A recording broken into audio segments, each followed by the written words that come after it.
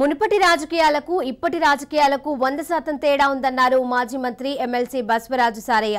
నాడు రాజకీయాలు హుందాగా ఉండేవని, ఇప్పుడు ఆ విలువలు లోపించాయని అన్నారు.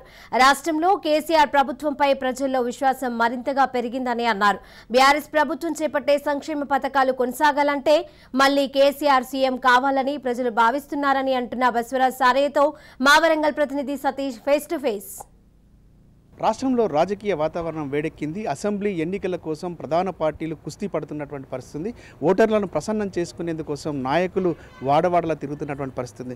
మనతో పాటుగా వరంగల్ జిల్లాకు సంబంధించినటువంటి సీనియర్ నేత, మాజీ మంత్రి, ప్రస్తుత ఎమ్మెల్సీ బస్వరాజు సారయ్య ఉన్నారు. అసలు రాజకీయాలు అప్పుడు ఎలా ఉన్నాయి, ఇప్పుడు ఎలా ఉన్నాయి, ఈ భవిష్యత్తు ఎలా ఉండబోతుంది అనేటువంటి విషయాన్ని కూడా అడిగి తెలుసుకునే ప్రయత్నం చేద్దాం. సార్ నమస్తే. వరంగల్లో మీరు సీనియర్ మంత్రిగా పనిచేశారు. మీరు ప్రజాప్రతినిధిగా ఎన్నికైనప్పటి పరిస్థితులు, ఇప్పటి రాజకీయ పరిస్థితులు ఎలా ఉన్నాయి? అసలు అప్పుడే ఇప్పుడు క్వైట్ ఆపోజిట్గా ఉండేది. ఒక మాట చెప్పాలి, వాస్తవం చెప్పాలంటే అప్పుడు